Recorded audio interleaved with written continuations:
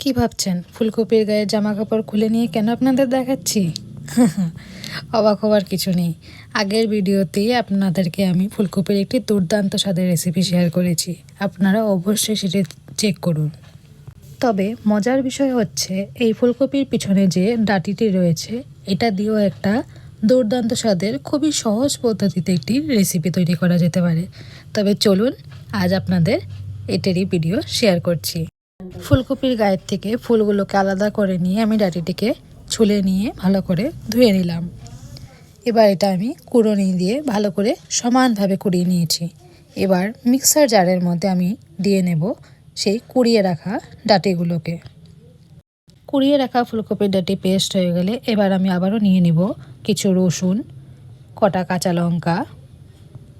এবার এটাকে আমি ভালো করে পেস্ট করে নেব। এবার কড়াইয়ে তেল দিয়ে ভালো করে গরম করে এর মধ্যে আমি দিয়ে নেব কাঁচা লঙ্কা ও রসুনের পেস্ট।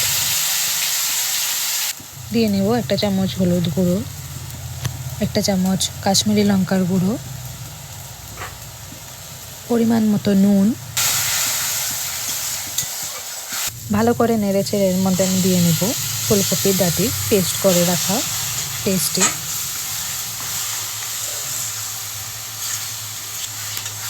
5 থেকে 7 মিনিট নাড়াচাড়া করতে থাকলেই এর মধ্যে জল থাকা ভাতটি শুকিয়ে আসে। দেখুন খুব সহজেই তৈরি হয়ে গেল ফুলকপির ডাঁটির বাটা। আপনাদের কেমন লেগেছে অবশ্যই কমেন্ট করে জানাবেন এবং আপনারা বাড়িতে বানিয়ে দেখবেন কেমন লাগে খেতে, অবশ্যই কমেন্ট করবেন এবং প্লিজ চ্যানেলটি সাবস্ক্রাইব করে রাখবেন।